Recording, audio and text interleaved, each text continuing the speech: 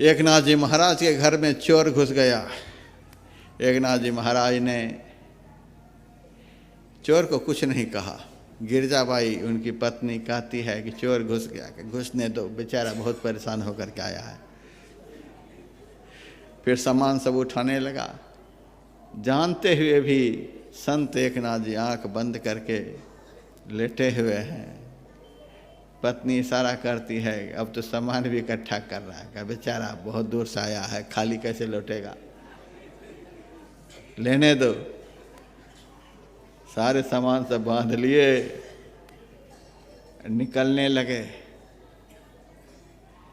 गिरजाबाई कहती है, सारा सामान लेकर के अब निकल रहा है। आहा, इतना परिश्रम किया, यदि हम विक्षेप करेंगे तो बड़ा कष्ट होगा। संत के दरबार से चोर भी दुखी होकर के जाए नहीं, जाने दो उनको।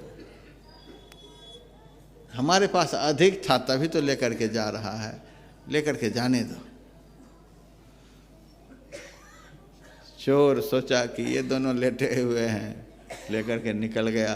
लेकिन पास पड़ोस के लोगों ने देखा कि एकनाथ जी महाराज के घर से चोर इतना सामान लेकर के निकला है। दबोचने का प्रयास किया, पकड़ ही लिया। आखिर में गांव के लोगों ने पकड़ करके बांधा, बुरी तरह से पीटा और पकड़ कर ले आया एकनाथ जी महाराज के पास और कहा, महाराज आपके घर का सारा सामान चुरा करके लेकर जा रहा था, मैंने इसे पकड़ लिया, कहो मैं कौन सी सज़ा दूं।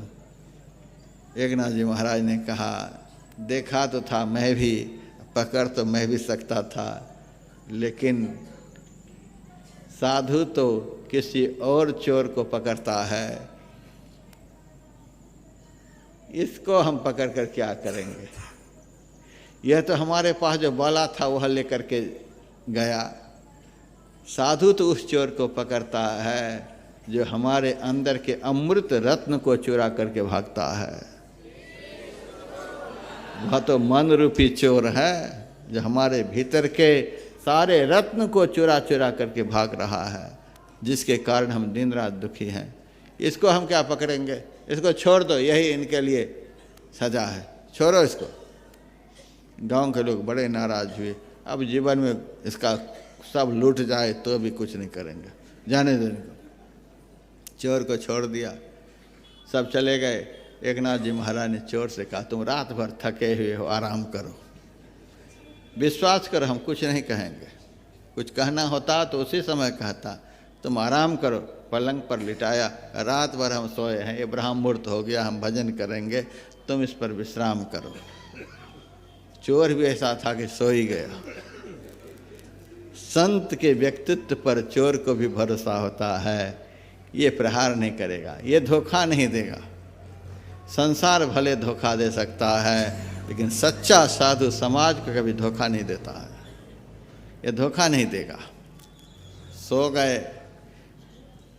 महाराज जी नित्य क्रिया से निवृत्त हुए, चोर उठा।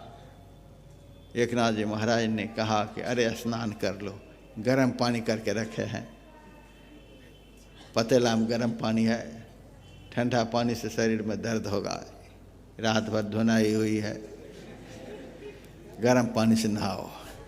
गर्म पानी से नहलाया गया। कहा बदलने के लिए तो कपड़े हैं नहीं, ये लो मेरे पास कपड़े हैं। अपने कपड़े दिए पहनने के लिए, कपड़े पहनाए। उसके बाद भोजन भी कराया। अब भोजन के बाद उनको चांदी के एक सिक्के दक्षिणा में, भोजन के बाद दक्षिणा का भी विधान है, चांदी के सिक्के दक्षिणा में दे रहे हैं। चोर ने कहा हद हो गई, संत के संतत्व की पराकाष्ठा को मैंने देख ली, हद हो गई। चरण में चोर लिपट गया।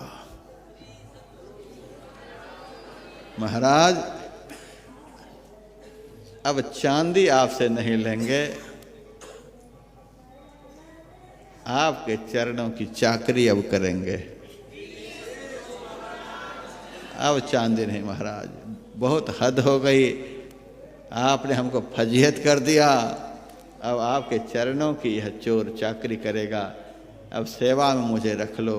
आज दिन से कभी ये काम नहीं। उसी गांव में